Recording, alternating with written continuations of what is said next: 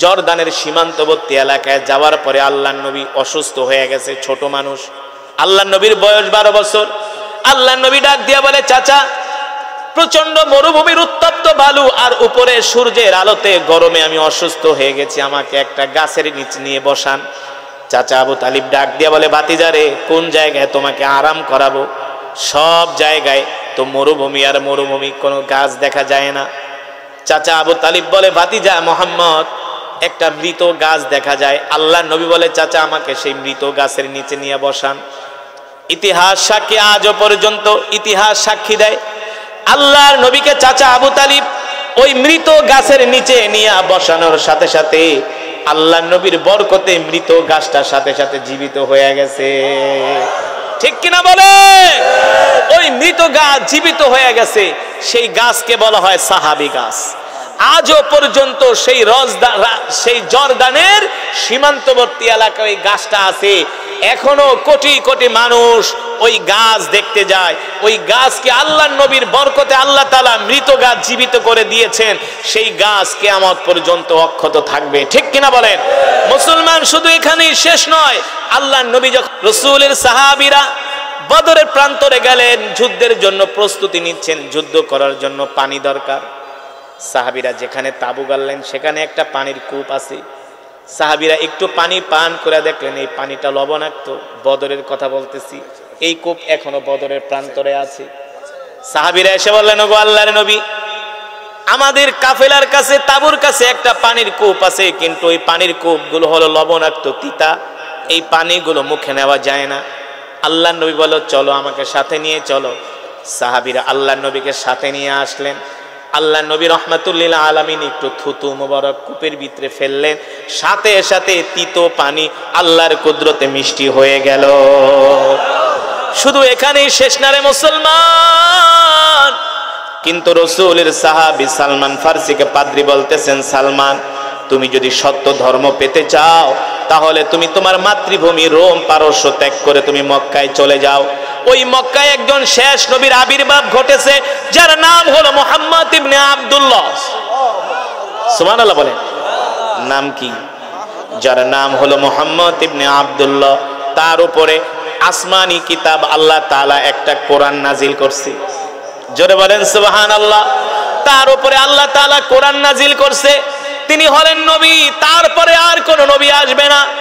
এ সালমান, তুমি যদি মক্কায় যেতে পারো আর যদি ওই নবীর সন্ধান পেয়ে যাও, দেরি করবা না, দেরি করবা না, ওই নবীর হাতে হাত রেখে কালেমা পড়ে মুসলমান হয়ে যাবে। আল্লাহু আকবার।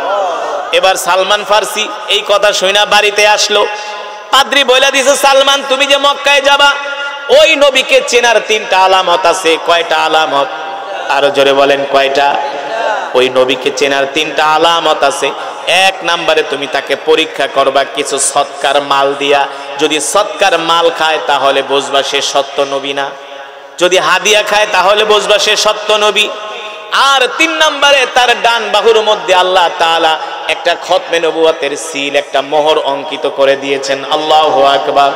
মা কানা মুহাম্মাদুন আবা আহাদিম মির রিজালিকুম ওয়ালাকিন রাসূলুল্লাহি ওয়া খাতামান নাবিয়্যিন।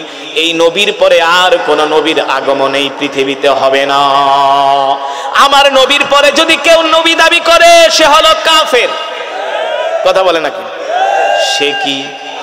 আরো জোরে বলেন।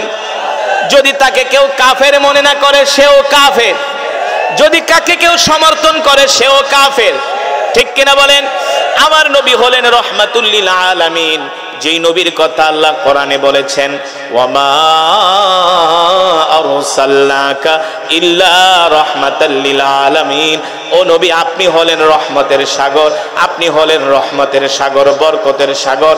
আপনার পরে এই পৃথিবীতে আর কোন নবীর আগমন ঘটবে না। আমি আল্লাহ আপনাকে রহমত করে দুনিয়াতে পাঠিয়েছি। ওই পাদ্রী বলে দিলেন, সালমান, এই 3টা আলামত দেখলে বুঝবা সে সত্য নবী, তার হাতে হাত রেখে কালেমা পড়ে মুসলমান হয়ে যাবা। কিন্তু সালমান, তুমি যে রোম পারস্য থেকে মক্কায় যাবা, কিভাবে যাবা? সরাসরি রোম পারস্য থেকে মক্কায় যেতে পারবা না। যদি তোমাকে মক্কায় যেতে হয় তাহলে তুমি সিরিয়ার রাজধানী দামেস্কে চলে যাও। ওই খ্রিস্টান পাদ্রী বলে দিলেন, সালমান, তুমি যদি মক্কায় যেতে চাও তাহলে তুমি সিরিয়ার রাজধানী দামেস্কে চলে যাবা। মক্কা থেকে একদল ব্যবসায়ী কাফেলা আসে ব্যবসা করার জন্য দামেস্কে, তাদের সাথে তুমি মক্কায় চলে যাবা।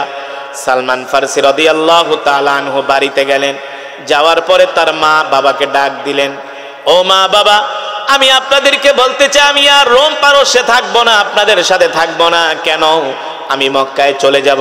কেন বাবা তুমি মক্কায় চলে যাবা? সালমান ফারসি বলে, মা, ওই মক্কায় একজন নবীর আবির্ভাব ঘটেছে যার নাম হলো মুহাম্মদ ইবনে আব্দুল্লাহ। আমি ওই নবীর হাতে হাত রেখে কালেমা পড়ে মুসলমান হয়ে যাব। আল্লাহু আকবার। সালমান ফারসির মা বাবা বলে, বাবারে তুমি আমাদের একমাত্র সন্তান, তুমি আমাদেরকে ছেলে সেই মক্কায় চলে যাবা, আমাদের জন্য কি তোমার মায়া লাগবে না? আমরা তো তোমাকে ছাড়া থাকতে পারবো না। বাবা তুমি এমন সিদ্ধান্ত নিও না, আমাদেরকে ছেড়ে তুমি মক্কায় যেও না। সালমান ফারসি বলে, মা, তোমরা যেমন আমাকে ছাড়া থাকতে পারবা না, বাঁচতে পারবা না, আমিও সেই নবী রহমাতুল লিল আলামিনকে ছাড়া বাঁচতে পারবো না। জোরে বলেন সুবহানাল্লাহ। আল্লাহর নবীকে জীবনের চেয়ে ভালোবাসা, এটাও ঈমানের আলামত, ঠিক কিনা বলেন? সালমান ফারসি বলে, মা, তোমরা যেমন আমাকে ছাড়া থাকতে পারবা না, আমিও বিশ্ব নবীকে ছাড়া বাঁচতে পারবো না। এবার সালমান ফারসি যখন বের হয়ে চলে আসবে, তার মা বাবা আসতে দেয় না, অনেক দিন পর্যন্ত তাকে বন্দি করে রেখেছে। সালমান ফারসি হঠাৎ করে একদিন ছাড়া পেয়ে তিনি সেই রোম পারস্য থেকে সিরিয়ার রাজধানী দামেস্কে চলে আসছে। সিরিয়ার রাজধানী দামেস্কে এসে সালমান ফারসি রাদিয়াল্লাহু তাআলা আনহু জিজ্ঞেস করে, এ দামেস্কবাসীরা, মক্কা থেকে কি একদল ব্যবসায়ী কাফেলা আসছে নাকি তোমাদের দেশে ব্যবসা করার জন্য? বলে, হ্যাঁ। তুমি কোত্থেকে আসছো? বলে, আমি রোম পারস্য থেকে আসছি। কোথায় যাবা? বলে, আমি মক্কায় যাব। যদি মক্কায় যেতে চাও, ওখানে আছে মক্কার একদল ব্যবসায়ী কাফেলা, তাদের সাথে যা যোগাযোগ করো। সালমান ফারসি ওই ব্যবসায়ী কাফেলার সাথে গেলেন, যা যোগাযোগ করলেন, বললেন, আমি তোমাদের সাথে মক্কায় যাব। ব্যবসায়ী কাফেলার যিনি সর্দার ছিলেন তিনি ছিলেন ইহুদি। তিনি জিজ্ঞেস করলেন, যুবক, দেখতে শুনতে তো তুমি অনেক সুন্দর, তোমাকে দেখলে মনে হয় তুমি কোন অভিজাত ফ্যামিলির ছেলে। অভিজাত ফ্যামিলির ছেলে, তোমার চেহারার মধ্যে একটা আভিজাত্যের ছাপ, তোমার পোশাক আশাকের মধ্যে একটা আভিজাত্যের ছাপ, দেখলে মনে হয় তুমি উঁচু বংশের কোন লোক। কেন তুমি এত আরামের জিন্দেগি বাদ দিয়া মক্কায় যাবা? বলে, শোনো, মক্কায় নাকি একজন নবীর আবির্ভাব ঘটেছে যার নাম হলো মুহাম্মদ ইবনে আব্দুল্লাহ। সুবহানাল্লাহ বলে। এই কথা শোনার পর ইহুদি মনে মনে ভাবে, বুঝছি তুমি মুহাম্মদ ইবনে আব্দুল্লাহর প্রেমে পাগল হয়ে গেছো, তোমাকে আমাদের দরকার। তোমাকে দেখলে মনে হয় তুমি উঁচু বংশের, তোমার কাছে অর্থবিত্ত আছে। এবার ওই ইহুদি বলে, তুমি যদি আমাদের সাথে মক্কায় যেতে চাও তাহলে আমাদেরকে তোমাকে মোটা অঙ্কের একটা উপঢৌকন দিতে হবে, তাহলে আমরা সাথে করে তোমাকে মক্কায় নিয়ে যাব। সালমান ফারসি বলে, ভাই, মোটা অঙ্কের উপঢৌকন না, যা চাও তাই দেওয়া হবে। আমার সাথে যত অর্থবিত্ত আছে সব তোমাদেরকে দিয়ে দিব, তারপরও আমাকে মক্কায় নিয়ে চলো। ওই কাফেলার যিনি সর্দার ছিলেন, রে যুবক, ভালো করে চিন্তা করো, কত কষ্ট করেছেন রাসূলের সাহাবী সালমান ফারসি। দ্বীনের জন্য, ইসলামের জন্য কত ত্যাগ স্বীকার করেছেন। নিজের মাতৃভূমি ছেড়েছেন, নিজের মা ছেড়েছেন, বাবা ছেড়েছেন, পরিবার ছেড়েছেন, একমাত্র ইসলামের জন্য, দ্বীনের জন্য, ঠিক কিনা বলেন? আর আমরা ইসলামের জন্য কি করতেছি? আমাদের কন্ট্রিবিউশনটা কি? আমাদের কি কোরবানি? দ্বীনের জন্য আমরা কতটুকুন ত্যাগ স্বীকার করি? ঠিক মতো তো আমরা নামাজই পড়ি না, কথা বলেন। ঠিক মতো তো আমরা রোজাই রাখি না, আল্লাহর বিধানগুলোই মানি না। কিন্তু রাসূলের সাহাবী সালমান ফারসি রাদিয়াল্লাহু তাআলা আনহু বলে, ভাই, আমাকে সাথে করে মক্কায় নিয়ে যাও, তোমরা যা চাও তোমাদেরকে তাই দেওয়া হবে, তারপরও সাথে করে আমাকে মক্কায় নিয়ে যাও। এবার ওই কাফেলার যিনি দলনেতা ছিলেন তিনি সালমান ফারসির থেকে সব অর্থগুলো নিয়ে গেলেন। নিয়ে যাওয়ার পরে কাফেলার লোকদেরকে বললেন, শোনো, কিছু তোমরা বলবা না, এই যুবককে দেখতে মনে হয় সম্ভ্রান্ত পরিবারের সন্তান, ওর থেকে আমরা মোটা অঙ্কের অর্থ নিয়েছি। শুধু এখানেই শেষ নয়, আমরা মক্কায় নিয়ে ওকে মোটা অঙ্কে মানুষের কাছে বিক্রি করে দিব, কারণ দেখতে শুনতে সুন্দর, সুঠাম দেহের অধিকারী, এমন গোলাম বাজারে চাহিদা বেশি।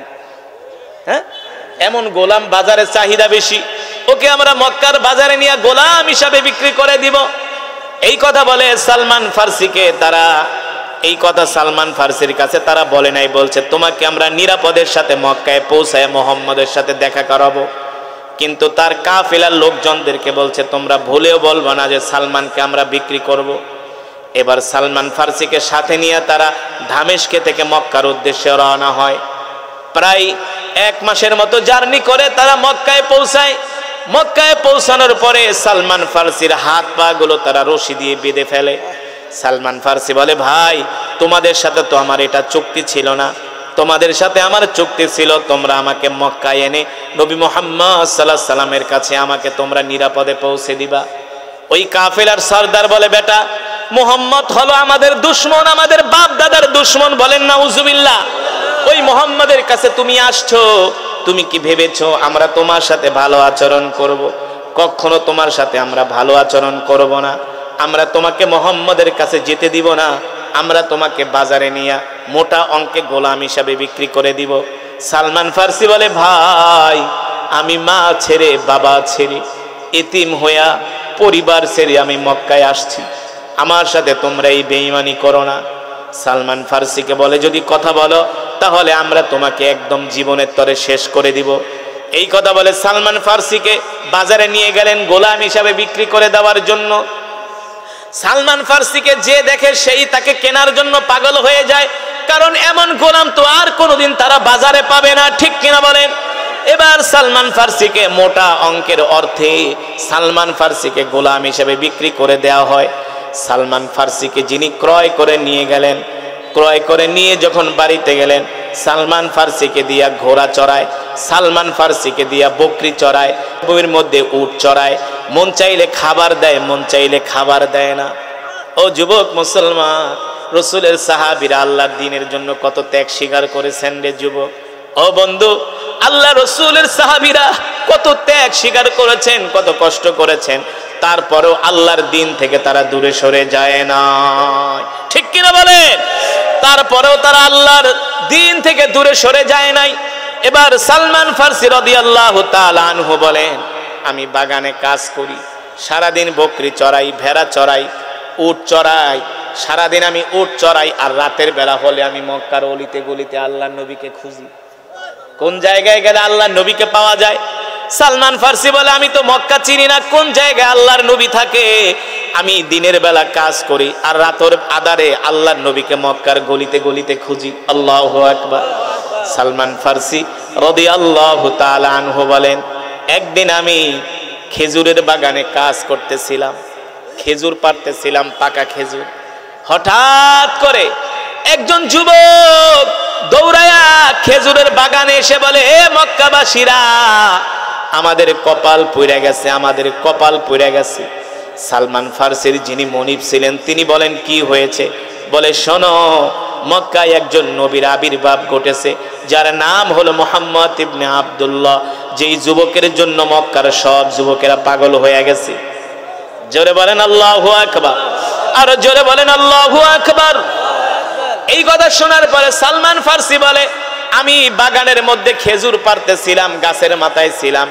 আল্লাহর নবীর কথা শোনার পরে আমি এক লাফে গাছ থেকে নেমে গেলাম, মনে হয় আমার পুরো শরীরের মধ্যে ভূমিকম্প শুরু হয়ে গেল। আমি যে ওই যুবকের পা জড়ায় ধরলাম, যুবকের পা জড়িয়ে ধরে বললাম ভাই বলো বলো তুমি কি বললে? বলে তুই শুনা কি করবি, তুই তো একটা সাধারণ গোলাম।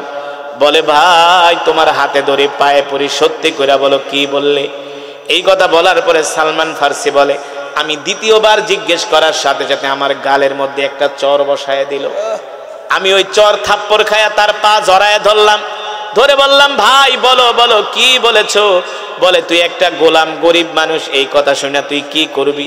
সালমান ফার্সি রাদিয়াল্লাহু তাআলা আনহু বলে ভাই গো, আমি তো এই নবীকে পাওয়ার জন্যই সেই রোম পারস্য থেকে আসছি। তুমি আমাকে একটা থাপ্পড় না, দুইটা থাপ্পড় না, যত মারা মারো, যত নির্যাতন করো, আমার কোনো আফসোস নাই। তারপরেও বলো কলিজার টুকরা নবী কোথায় আছে? বাগানের মালিকের মায়া লেগে গেছে, হায় রে ছেলেটা রোম পারস্য থেকে আসছে, অনেক ভালো মানুষ, ভদ্র মানুষ, আমানতদার, ঠিক আছে বলো। এবার যুবক ডাক দিয়ে বলে, শোনো, ওখানে একটা পাহাড় আছে, জাবালে আবু কোবাইস। ওই পাহাড়ের নিচে মোহাম্মদ তার অনুসারীদেরকে বৈশা বৈশা কোরআন শোনায়। যদি দেখা করতে যাও তাহলে ওই পাহাড়ের কাছে চলে যাও। আল্লাহু আকবার। সালমান ফার্সি বলে, এই কথা শোনার পরে আমি এত কষ্ট করে রোম পারস্য থেকে সফর করে আসছি, আমি আমার সব দুঃখ ভুলে গেছি। আমি আমার পাড়া খেজুর নিয়ে আল্লাহ নবীর কাছে গেছি। আমি প্রতিদিন কাজ করার পরে আমাকে আমার মালিক কিছু খেজুর দেয়, সেই খেজুরগুলো আমি জমিয়ে রেখে আল্লাহ নবীর জন্য নিয়ে গেলাম। আল্লাহ নবীকে প্রথম দিন দেখার পরে আমার কলিজা ঠান্ডা হয়ে গেছে।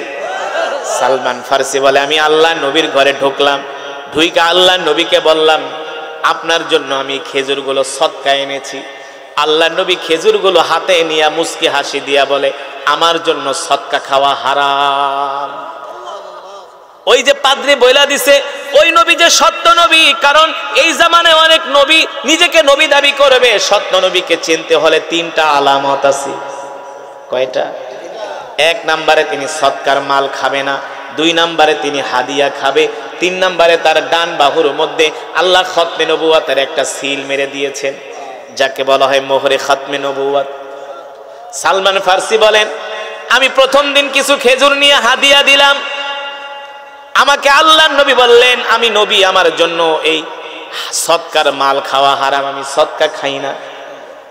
সালমান ফার্সি বলেন, এক নাম্বার আলামত আমি পাইয়া গেছি।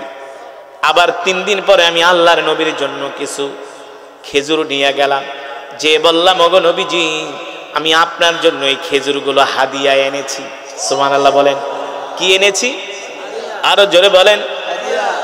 3 নম্বরে, 2 নম্বরে আমি আপনার জন্য এই খেজুরগুলো হাদিয়া এনেছি। আল্লাহর নবী বললেন, লাকা সাদাকা, লাকা সাদাকা, তোমাদের জন্য সাদাকা খাওয়া তোমাদের জন্য জায়েজ, আর আমার জন্য সদকা খাওয়া হারাম। লাকা সাদাকা, তোমাদের জন্য সদকা খাওয়া জায়েজ, আর আমার জন্য সদকা খাওয়া হারাম। কিন্তু এটা হলো হাদিয়া, এটা আমার জন্য জায়েজ। সুবহানাল্লাহ বলেন। আল্লাহর নবী বলেন, খেজুরগুলো হাতে নিয়ে নবীজি নিজেও খেলেন, সাহাবীদের মাঝে বিলিয়ে দিলেন। সালমান ফার্সি বলে, আমি 2টা আলামত পেয়ে গেলাম, এখন বাকি আছে কয়টা? আরো জোরে বলেন, বাকি আছে কয়টা? সালমান ফার্সি বলে, এবার আমার আর একটা আলামত বাকি আছে, কিন্তু এই আলামতটা তো আমি দেখতে পারবো না, নবীজি তো জামা পরা। তার শরীর মোবারকের মধ্যে আল্লাহ তাআলা মোহরে খতমে নবুয়াতের একটা সিল মেরে দিয়েছেন। এই সিলটা মোহর অঙ্কিত খতমে নবুয়াতটা আমি কিভাবে দেখবো? আল্লাহ নবী তো জামা পরা। সালমান ফার্সি বলে, আমি 1 দিন না 2 দিন না 3 দিন না আল্লাহর নবীর পিছনে পিছনে ঘুরি, যে নবীজি কখন জামা মোবারক খুলবে, কখন আমি ওই মোহরে খতমে নবুয়াতের সিলটা, মোহর অঙ্কিত খতমে নবুয়াতটা দেখতে পারবো। সালমান ফার্সি বলে, আমি 3 দিন আল্লাহর নবীর পিছনে পিছনে ঘুরি, কোনো সময় দেখতে পারি না। 4র্থ দিন আল্লাহর নবী জানাজার নামাজ শেষ করে আসতেছেন, নবীজির সাথে সাহাবীরা ছিলেন, আমিও নবীজির পিছনে। আল্লাহর নবী আমাকে ডাক দিছে, তাআলাউ ইয়া শাবাব, এ যুবক এদিকে আসো, তুমি কি আমাকে যাচাই করতে চাও আমি সত্য নবী কিনা? সালমান ফার্সি বলে, আমি যে আপনাকে যাচাই করতে চাই, এটা আপনি কিভাবে জানেন? আল্লাহর নবী বলে, আমি যদি না জানি তাহলে আমি নবী হলাম কিভাবে? জোরে বলেন সুবহানাল্লাহ। আমি যদি না জানি আমি নবী হলাম কিভাবে? আল্লাহু আকবার। জিবরাইল এসে বলে দিয়েছে, গো আল্লাহর নবী, ওই যে আপনার পিছনে একটা যুবক ঘুরতেছে, আপনি সত্য নবী কিনা এটা যাচাই করার জন্য আপনি আপনার জামা মোবারক খুলে যুবককে আপনি মোহরে খতমে নবুয়াতটা দেখায় দেন। আপনার শরীরের মধ্যে একটা মোহরে খতমে নবুয়াতের সিল মারা, সেটা দেখায় দেন। আল্লাহ নবী ডাক দিয়া বলে, এ যুবক এদিকে আয়, আমার দিকে তাকাও, দেখো দেখো, আল্লাহ তাআলা আমার শরীর মোবারকের মধ্যে মোহরে খতমে নবুয়াতের একটা সিল মেরে দিয়েছে। সালমান ফার্সি বলে, যখন আমি আল্লাহর নবীর শরীর মোবারকে এই সিলটা দেখতে পেলাম, আমি কান্না করে দিলাম। আল্লাহর নবীর হাতে হাত রেখে আমি চুমা খেয়ে বললাম, নবীজি গো, আপনি আমাকে আর দেরি করবেন না, এখনই কালেমা পড়ায় মুসলমান বানায় দেন। সালমান ফার্সি বলে, আল্লাহ নবী আমাকে কালেমা পড়ায় মুসলমান বানায় দিল। এবার আমি নবীজিকে আমার ঘটনা খুলে বললাম, ওগো নবীজি, আমি কিন্তু মক্কার কোনো অধিবাসী না, মদিনার কোনো অধিবাসী না, আমি কোনো আরবের মানুষ না, আমার বাড়ি হলো রোম পারস্যে। তো রোম পারস্য থেকে তুমি মক্কায় কিভাবে আসলা? বলে আমি 150 বছর 3টা ধর্ম পালন করছি, কোন ধর্ম আমার কাছে ভালো লাগে না। আমি একজন খ্রিস্টান পাদ্রীর মুখে শুনেছি শেষ জামানায় একজন নবীর আবির্ভাব ঘটবে, যার নাম হবে মুহাম্মদ ইবনে আব্দুল্লাহ। জোরে বলেন সুবহানাল্লাহ। যার নাম হবে মুহাম্মদ ইবনে আব্দুল্লাহ। ওগো নবীজি, আমি আপনার নাম শুনে আর দেরি করি নাই। আমি রোম পারস্য থেকে অনেক কষ্ট করে সফর করে দিনের পর দিন রাতের পর রাত আমি সফর করে আমি মক্কায় এসেছি। আমি যেই কাফেলার সাথে এসেছি ওরা আমার সব অর্থবিত্তগুলো নিয়ে গেছে, শুধু আমার সব অর্থবিত্তগুলো নেয় নাই, ওরা আমাকে বেঈমানি করে বাজারে নিয়ে গোলাম হিসাবে বিক্রি করে দিচ্ছে। অথচ জন্য এই কথা শোনার পরে আল্লাহর নবী অনেক কষ্ট পেলেন। আল্লাহর নবী বললেন, সালমান যাও তুমি ইহুদির কাছে যাও, যায়া বলো ইহুদি তোমাকে কি শর্তে আমার কাছে বিক্রি করবে। যেহেতু তুমি আমার জন্য রোম পারস্য থেকে আসছো, তুমি আমার সাহাবী, আমি আর তোমাকে ইহুদির কাছে থাকতে দিব না, আমি তোমাকে কিনে নিয়ে নিব। জোরে বলেন সুবহানাল্লাহ, আর জোরে বলেন আল্লাহু আকবার। তুমি ইহুদির কাছে যাও, ইহুদিকে বলবা কত অর্থ হলে ইহুদি তোমাকে আমার কাছে বিক্রি করবে। সালমান ফারসি ইহুদিকে যে বললেন, ইহুদি আল্লাহর নবী বলেছেন কত অর্থ হলে তুমি আমাকে বিক্রি করে দিবা। ইহুদি মনে মনে ভাবে, সালমান তোমার মতো গোলাম তো আর আমি মক্কার জমিনে পাবো না, তোমার মতো দেখতে শুনতে সুন্দর সুদর্শন, তোমার মতো আমানতদার, তোমার মতো ভদ্র, তোমার মতো বিনয়ী গোলাম আমি তো মক্কার জমিনে পাবো না। ইহুদি বলে, না না না, কোন অর্থের বিনিময়ে আমি তোমাকে বিক্রি করব না। এবার সালমান ফারসি আইসা আল্লাহর নবীর কাছে কান্নাকাটি করে। আল্লাহর নবী বলে, সালমান যাও যাও, ইহুদিকে বলো কোন অর্থের বিনিময়ে, কত অর্থ চাই, কিসের বিনিময়ে তোমাকে সে আমার কাছে বিক্রি করবে, আমি তোমাকে মুক্ত করে নিয়ে আসব। ইহুদি কোনো কিছুর বিনিময়ে সালমান ফারসিকে ছাড়তে চায় না। সালমান ফারসি রাদিয়াল্লাহু তাআলা আনহু তিনি এতটা কষ্ট পেলেন, ইহুদির কাছে যায় বললেন, ইহুদি রে, আমার নবী বলেছে কিসের বিনিময়ে তুমি আমাকে মুক্ত করবা, আমার নবী আমাকে তোমার কাছ থেকে কিনে নিবে। ইহুদি মনে মনে ভাবলেন, বেচারা যেহেতু এমন অনুনয় বিনয় করতেছে, আমি এমন একটা শর্ত যেই এমন একটা শর্ত দিব, মুহাম্মদ এই শর্ত মানতেও পারবে না আর আমার কাছ থেকে তোমাকে নিতেও পারবে না। এবার সালমান ফারসিকে বইলা দিছে, যাও সালমা মুহাম্মদকে বলবা যদি 600 খেজুরের চারা,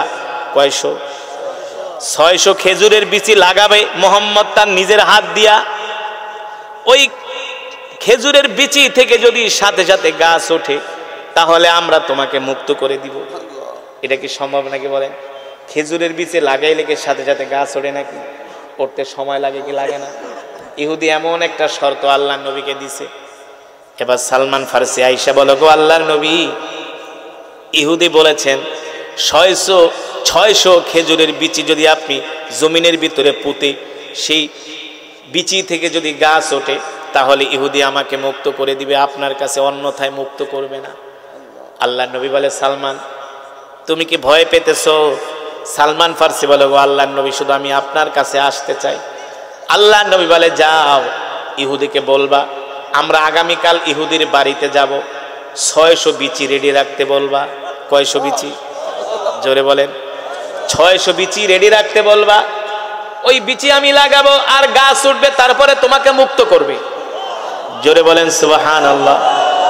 সালমান ফারসি যে ইহুদিকে বলতেছে, ইহুদি রে, আল্লাহর নবী বলেছে তুমি 600 খেজুরের বিচি রেডি রাখবা, আগামীকাল আল্লাহর নবী আসবে, আগামীকাল আল্লাহর নবী এসে নিজের হাত দিয়ে খেজুরের বিচি লাগাবে। ইহুদি মনে মনে ভাবে, মুহাম্মদ যে সত্য নবী এর মধ্যে কোনো সন্দেহ নাই। বুঝেন নাই?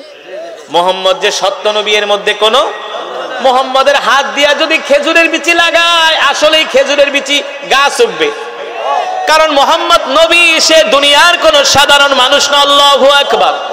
জোরে বলেন আল্লাহু আকবার। মক্কার মানুষরা আল্লাহর নবীর বিরোধিতা করত, কিন্তু তারা জানতো মুহাম্মদ হলো আল্লাহর নবী, মুহাম্মদ হলো ভালো মানুষ, তার মতো এত ভালো মানুষ মক্কার জমিনে একজনও নাই। ঠিক কিনা বলেন? যেই কাফেররা আল্লাহর নবীকে দিনের বেলা গালি দিত, রাত্রবেলা তারা আবার নবীর কোরআন শুনতে যাইত। জানেন না? দিনের বেলা আল্লাহর নবীর বিরুদ্ধে তারা মিছিল করত, মিটিং করত, মুহাম্মদকে এই করব সেই করব। আবার আল্লাহর নবী যখন রাত গভীরে বাইতুল্লাহ শরীফে কোরআন পড়তেন, মক্কার কাফেরেরা আল্লাহর নবীর কোরআন শোনার জন্য চলে আসতো। সুবহানাল্লাহ বলে। এই ওঠাউঠি করে, এই বসো বসো, ওঠাউঠি করে কেন মজমার সৌন্দর্য নষ্ট? কেউ ওঠাউঠি করবেন না, বসেন। একজন ওঠাউঠি করা যাবে না। বয়ান শেষ করে দিব, কথা বলে না, বয়ান শেষ করে দিব, ওঠাউঠি করা যাবে না। কে কে মোনাজাত দিয়ে যাবেন হাত উঠে আল্লাহকে দেখেন, হাত সোজা করেন, বলেন আল্লাহ। আরো জোরে বলুন আল্লাহ। ওয়াদা করলাম মোনাজাত না দিয়ে যাব না, আল্লাহ আমাদের গুনাহগুলো মাফ করে দেন। ওয়াদা করছেন তো ইনশাআল্লাহ? বসেন, কেউ ওঠাউঠি করবেন না মাঝখান থেকে। আপনি উঠলে আরো 10 জনের কষ্ট হয়। এই যে মানুষগুলো বয়ান শুনতেছে মনোযোগ দিয়ে, আপনার ওঠার কারণে তাদের মনোযোগ নষ্ট হচ্ছে। এই জন্য আপনি গুনার ভাগী হবেন। একটু কষ্ট হয় হোক, বসে থাকেন, বসো, বসে থাকেন, যে যেখানে আছেন দাঁড়ায় থাকেন। আল্লাহ তাআলা সকলকে তৌফিক দান করুন। কি বলছিলাম মনে আছে নাকি? কোন কথা বলছিলাম দেখি, বয়ান মনে আছে কিনা? আল্লাহ নবীকে মক্কার কাফেরেরা দিনের বেলা গালি দিত, ঠিক কিনা বল? রাতের বেলা আবার আল্লাহ নবীর কোরআন শোনার জন্য বাইতুল্লাহর আশেপাশে ভিড় জমাতো, ঠিক না? মক্কার কাফেররা জানতো আল্লাহর নবী হলেন শেষ নবী, তিনি হলেন রহমাতুল লিল আলামিন। এই কারণেই তো মক্কার কাফেররা আমার নবীকে আল আমিন উপাধি দিয়েছিল, ঠিক কিনা বলে? ঠিক না? ইহুদি জানতো যদি আল্লাহর পয়গম্বর মুহাম্মদ সাল্লাল্লাহু আলাইহি সাল্লাম এই খেজুরের বিচি হাতে নিয়ে জমিনের ভিতরে পুঁতে দেয়, গাছ উঠে যাবে, কোনো সন্দেহ নাই। তার মানে ইহুদি রাসূলের সাহাবী সালমান ফারসিকে কোনোভাবেই হাত ছাড়া করতে চায় না। তিনি কি করলেন? খেজুরের বিচিগুলো আগুন দিয়ে পুড়িয়ে ফেললেন। আপনাদের কাছে আমার প্রশ্ন, আপনারা কত কিছুর বীজ লাগান না? ওই বীজগুলো যদি, দানাগুলো যদি আগুন দিয়ে পোড়ায় দেন, সেই দানা থেকে, বিচি থেকে গাছ উঠবে নাকি? উঠবে। বৈজ্ঞানিকরা গবেষণা করে, রিসার্চ করে সেই বিচি থেকে গাছ উঠাতে, কিন্তু পারেন কি? জোরে বলেন। একমাত্র আল্লাহ তাআলা পারেন, ঠিক কিনা বলেন? এই ক্ষমতা কার? আল্লাহু আলা কুল্লি শাইইন কদির, সর্বময় ক্ষমতার মালিক, একচ্ছত্র ক্ষমতার মালিক। আল্লাহু আকবার, জোরে বলেন আল্লাহু আকবার। ইহুদি ওই বিচিগুলো আগুন দিয়ে পুড়িয়ে ফেললেন। এবার সালমান ফারসিকে ইহুদি ডাক দিয়ে বলে, সালমান এদিকে আসো, তোমার নবী মুহাম্মদ জি খেজুরের বিচি লাগাইয়া গাছ উঠাবে, সেই খেজুরের বিচিতে গাছ উঠবে কিভাবে? আমি তো 600 বিচি আগুন দিয়া পোড়ায় ফেলছি। এবার দেখবো তোমার নবী মুহাম্মদে কি করতে পারে, কেরামতি কি। যদি তোমার নবী মুহাম্মদ এই খেজুরের বিচি থেকে, পোড়া খেজুরের বিচি থেকে লাগাইলো যদি গাছ ওঠে, তাহলে আমি তোমাকে মুক্ত করে দিব। সালমান ফারসি জানতেন পোড়া খেজুরের বিচি থেকে কোনোদিন গাছ ওঠা সম্ভব। সালমান ফারসি আল্লাহ নবীর কাছে গেলেন। সালমান ফারসি কান্না করতেছে। আল্লাহ নবী ডাক দিয়া বলেন, লিমা তাবকি ইয়া সালমান, সালমান কাঁদো কেন, কাঁদো কেন? সালমান ফারসি বলে, ওগো আল্লাহর নবী, জানেন দুষ্ট ইহুদি ওই 600 খেজুরের বিচি আগুন দিয়া পোড়ায় ফেলছে, তার মানে এই বিচি থেকে আর গাছ উঠবে না, আমি কোনোদিন মুক্তি পাবো না, আপনার কাছেও যেতে পারবো না। সালমান ফারসি কান্না করতেছে, এই খেজুরের বিচি থেকে আর কোনোদিন গাছ উঠবে না, আর আমি কোনোদিন মুক্ত হব না, আপনার কাছে যেতেও পারবো না।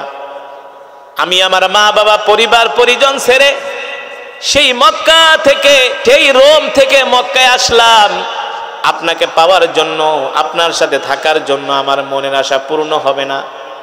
এই কথা ভেবে সালমান ফারসি রাদিয়াল্লাহু তাআলা আনহু শিশু মাসুম বাচ্চার মতো কান্না করতেছেন। আল্লাহর নবী ডাক দিয়া বলে, সালমান তুমি কেঁদো না, আগামীকাল আমি ইহুদির বাড়িতে যাব, ইহুদিকে বলবা ওই খেজুরের বিচিগুলো রেডি রাখতে। জোরে কোন সুবহানাল্লাহ। এখন তো ইহুদির মাথা খারাপ হয়ে গেছে, কিরে মোহাম্মদ তো আমাকে কোনোভাবেই ছাড়ে না, আর এই খেজুরের বিচি যদি মোহাম্মদের হাতে যায় গাছ উঠবেই উঠবে, কোনো সন্দেহ নাই। কারণ মুহাম্মদ দুনিয়ার কোনো সাধারণ মানুষ নন, তিনি হলেন আল্লাহর নবী। ঠিক কিনা বলে? তিনি হলেন আল্লাহর নবী। আল্লাহু আকবার, জোরে বলেন আল্লাহু আকবার। এবার আল্লাহর নবী রাহমাতুল লিল আলামিন পরের দিন দুপুর বেলা ইহুদির বাড়িতে আসলেন। একদল সাহাবীদেরকে সাথে নিয়ে আসছেন। এসে বলে, সালমান যাও যাও ইহুদির হাত থেকে খেজুরের বিচিগুলো নিয়ে আসো। ইহুদি আল্লাহর নবীর সামনে দাঁড়ায় বলে, মুহাম্মদ, খেজুরের বিচি আমি আগুন দিয়ে পোড়ায় ফেলছি, এই বিচিতে গাছ উঠবে না। আল্লাহ নবী বলে, ইহুদির গাছ ওঠে না, না ওঠে তুই দেখ, খেজুরের বিচি আমার হাতে দে। আল্লাহ নবী সাহাবীদেরকে বললেন, এ সাহাবীরা, তোমাদের কাজ হলো গর্ত করা, কিন্তু পিছনের দিকে তাকানো যাবে না, শুধু গর্ত করে করে সামনের দিকে আগাবে। জোরে বলেন সুবহানাল্লাহ। সাহাবীরা জামাতবদ্ধ হয়ে গর্ত করতেছে। আল্লাহ নবী বলে, সালমান একটা একটা করে বিচি আমার হাতে দিবা। সালমান ফারসি একটা একটা করে বিচি আল্লাহ নবীর হাতে দেয়, আর আল্লাহ নবী হাতে নিয়ে থুতু মোবারক দিয়ে সেটাকে পরিষ্কার করে। আল্লাহ নবীর বরকতি থুতু দিয়া পরিষ্কার করে করে ওই গর্তের ভিতরে ঢুকায়। বলে, তাকানো নিষেধ, সবাই সামনের দিকে তাকাবা। এক দিক দিয়ে খেজুরের বিচি লাগায় যায়। লাগাতে লাগাতে যখন অপর প্রান্তে যায়, আল্লাহ নবী ইহুদিকে ডাক দিয়ে বলে, ইহুদিরে, এবার পিছনের দিকে তাকায় দেখো। ইহুদি পিছনের দিকে তাকায়, দেখে প্রত্যেকটা বিচি থেকে নতুন নতুন খেজুরের চারা গজিয়েছে। জোরে বলেন আল্লাহু আকবার, আরে জোরে বলেন আল্লাহু আকবার। আল্লাহ নবী ডাক দিয়ে বলে, ইহুদি, এ ইহুদি, এবার আমার সালমানকে আমার কাছে মুক্ত করে দাও। আল্লাহু আকবার। সালমান ফারসি বলে, ইহুদি, আমি আল্লাহ নবীর সাথে চলে গেলাম। ইহুদি বলে, এ সালমান, তোমাকে আমার কাছে রাখার জন্য এত চেষ্টা করলাম, এত ফোন দিয়ে আঁকলাম, কোনো লাভ হলো না। আল্লাহ নবীকে ডাক দিয়ে বলে, মুহাম্মদ, তুমি যে আল্লাহর নবী এটা আমি আগেই জানতাম। খেজুরের বিচি পোড়া হোক আর ভালো হোক, তোমার হাতে গেলে বিচি উঠবেই। আল্লাহু আকবার। মুহাম্মদ, তোমাকে কষ্ট দিছি, এই জন্য তুমি আমাকে ক্ষমা করে দিও। আল্লাহু আকবার। ও নবী, তুমি আমাকে ক্ষমা করে দিও। মুহাম্মদ, আমি তোমার গোলামকে রাখার জন্য কত চেষ্টা করছি, আসলে আমি রাখতে চাইলে কি হবে, এই গোলাম তো আর আমার না, এই গোলাম তো আর আমার পাগল না, এই গোলাম তো হলো তোমার পাগল। ঠিক কিনা বলেন? এই নবীর, ওগো নবী, আমি আল্লাহ আপনাকে যে কোরআন নাজিল করেছি, কোরআন দিয়ে আপনি মক্কার মানুষদেরকে দাওয়াত দেন, এই কোরআন দিয়ে আপনি মানুষদেরকে বুঝান। আল্লাহ তাআলার নির্দেশ পায়া আল্লাহর নবী এই কোরআন নিয়ে ঘরে বসে থাকেন নাই, এই কোরআনের দাওয়াত দেওয়ার জন্য আল্লাহর নবী ঘর থেকে বের হয়ে গিয়েছেন। ঠিক কিনা বলেন? আল্লাহর নবীর উপরে অকাথ্য নির্যাতন হয়েছে, জুলুম হয়েছে, অত্যাচার হয়েছে, আল্লাহর নবী কোরআনের তেলাওয়াত বন্ধ করে দেয় নাই। ঠিক কিনা বলেন? আমরাও সেই বিশ্ব নবীর শিষ্য, আমরা দুনিয়ার জমিনে যতদিন বেঁচে থাকবো আল্লাহর কোরআনের পক্ষে বেঁচে থাকবো। ঠিক কিনা বলেন? কেউ আমাদেরকে হুমকি দামকি দিয়া কোরআনের পথ থেকে দূরে সরাতে পারবে না। আর ফেরাউনও তো 450 বছর পরে আর ক্ষমতায় থাকতে পারে নাই, পারছে নাকি? ওই ফেরাউনের কোনো অস্তিত্ব নাই, ওই ফেরাউনের অস্তিত্ব আল্লাহ বিলীন করে দিয়েছেন। ঠিক কিনা বলেন? তাহলে ক্ষমতার মালিক জোরে বলেন কে? সেই আল্লাহ তাআলা আমার নবীকে ডাক দিয়া বলছেন, নবী, আসমান যার আইন চলবে তার, জমিন যার বিধান চলবে তার। আলা লাহুল খালকু ওয়াল আমরু তাবারাকাল্লাহু রাব্বুল আলামিন। আপনি মক্কার কাফেরদেরকে ভয় পাবেন না, মক্কার কাফেরদের সামনে বুক উঁচু করে ঘোষণা করে দেন, মক্কার কাফেরেরা, আমি আল্লাহর প্রেরিত রাসূল মুহাম্মদ সাল্লাল্লাহু আলাইহি সাল্লাম, আমি তোমাদের সামনে ঘোষণা করতেছি, আল্লাহর জমিনে আল্লাহর কোরআনের কথা চলবে, এই কোরআনের কথা বন্ধ করার কারো বাবার ক্ষমতা নাই। ঠিক কিনা বলে? ও মুসলমান, এই কোরআনের জন্য রাসূলের কত সাহাবীরা জীবন দিয়েছেন। ঠিক কিনা বলেন? শুধু জীবন দেয় নাই রে যুবক, আজকে তো তোমাদেরকে কোরআনের মজমায় পাওয়া যায় না, তোমাদেরকে মসজিদে পাওয়া যায় না, তোমাদেরকে দিনের কাজে পাওয়া যায় না। 2-3 ঘন্টার লেগা 2-3 ঘন্টার জন্য ওয়াজ মাহফিলে আসার পরে তোমরা হতাশ হয়ে যাও, পেরেশান হয়ে যাও, কখন তোমরা বাড়িতে যাবা? ও যুবক, ও বন্ধু, জানো না এই কোরআনের জন্য রাসূলের জীবন দিয়েছেন, স্ত্রীকে বিধবা করেছেন, সন্তানকে এতিম করেছেন। করেছে কি করেছে না? রাসূলের এমন একজন সাহাবী যার নাম হলো সালমান ফার্সি। নাম কি? জোরে বলেন, নাম কি? যারা মদিনা শরীফে গেছেন, আল্লাহ রাসূলের রওজা শরীফের উপরে একটা আয়াত লেখা আছে, ইয়া আইয়ুহাল্লাযীনা আমানু লা তারফাউ আসওয়াতাকুম ফাওকা সাওতিন নবী। যারা মদিনা শরীফে গেছেন, আল্লাহ রাসূলের রওজা শরীফের উপরে আয়াতটা লেখা আছে একেবারে গেটের উপরে। এই আয়াতটা যখন নাজিল হয়, এ মুমিনরা, ইমানদাররা, সাবধান, তোমরা তোমাদের নবীর সামনে উঁচু গলায় কথা বলবা না, যাতে করে তোমাদের নবীর কথার চেয়ে তোমাদের কথার আওয়াজ বেশি না হয়। সুবহানাল্লাহ বলেন। আল্লাহ তাআলা তার হাবিবকে কতটা ভালোবাসেন, আল্লাহ তাআলা তার হাবিবকে কতটা মহব্বত করেন।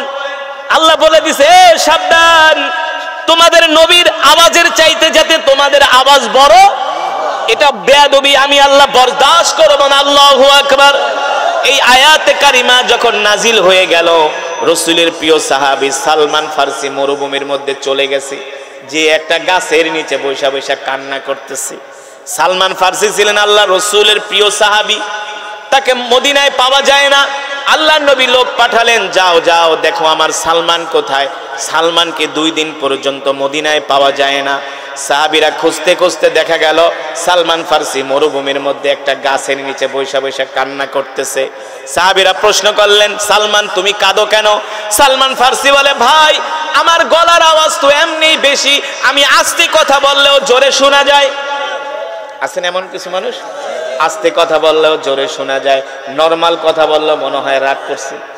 সালমান ফার্সির গলার আওয়াজ ছিল উঁচু, সে আস্তে কথা বললেও জোরে শোনা যেত।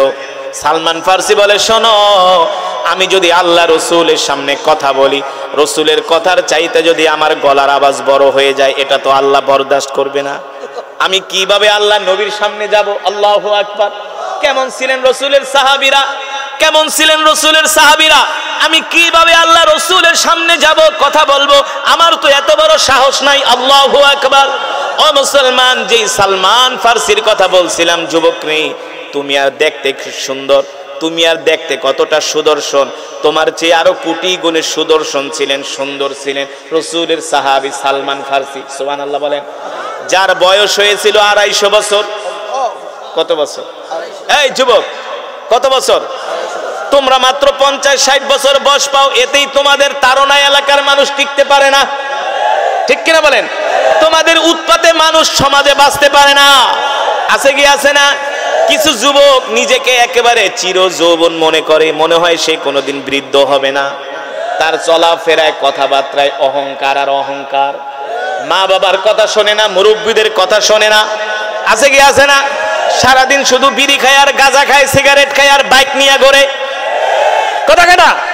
সারাদিন শুধু মহিলাদের সাথে কথা বলে, নিষেধ করলেও কাউকে শোনে না।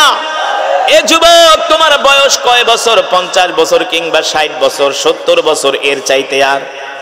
কিন্তু রসুলের সাহাবী সালমান ফার্সি, যার বয়স হয়েছিল 250 বছর। কত বছর? দেখতেও ছিলেন সুদর্শন, সুন্দর।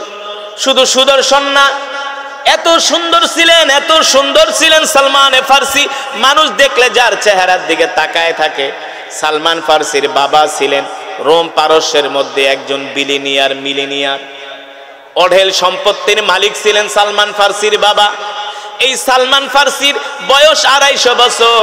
250 বছরে তিনি 3টা ধর্ম পালন করেছেন।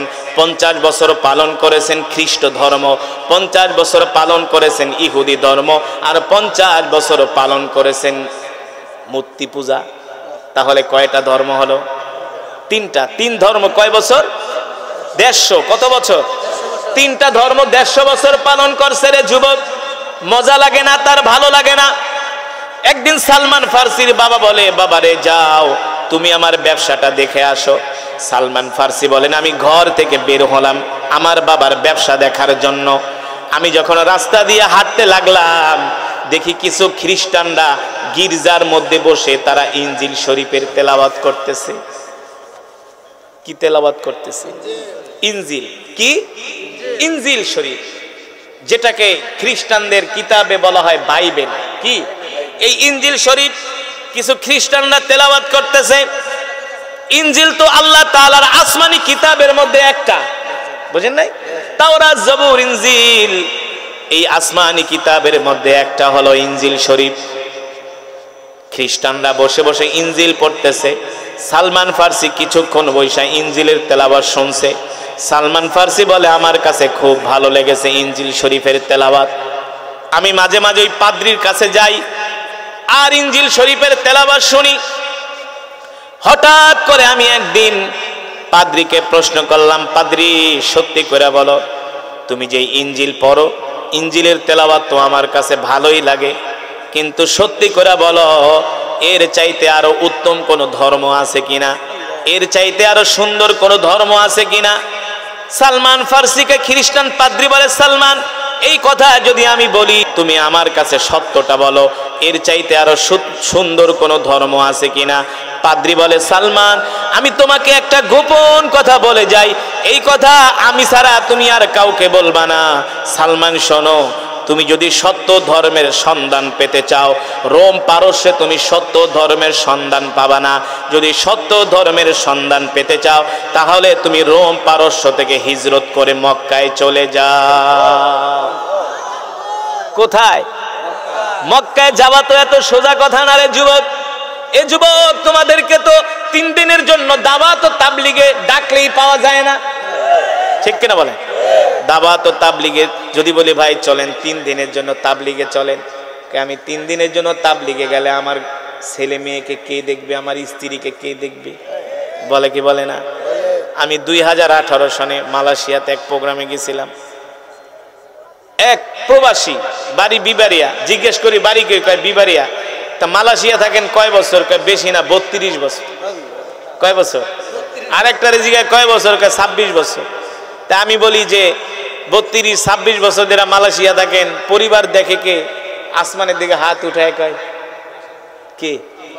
কে? আল্লাহ। তো 32 বছর যারা বিদেশে থাকলে যদি তোমার পরিবার আল্লাহ দেখতে পারে, 3 দিন 40 দিনের জন্য তাবলীগে গেলে কি আল্লাহ দেখতে পারে না? দেখতে পারে না? 3 দিনের জন্য যাবে না, ঠিক কিনা বলেন? আবার কিছু দুষ্ট আছে, তাবলীগের লোকদেরকে দেখলে সোজা যায় বাথরুমে পালায়। বউর কয় আমার কথা জিগাইলেও কবি না, কবি বাড়িতে। তোমার আমার নবী, কলিজার টুকরা নবী, বিশ্ব নবী কেমন নবী ছিলেন?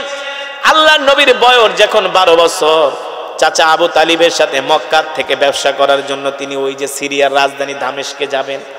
সিরিয়ার রাজধানী দামেস্কের দিকে এক মুসলমান আর এক মুসলমানকে সালাম দিলে, সালাম দিলে কি হয়?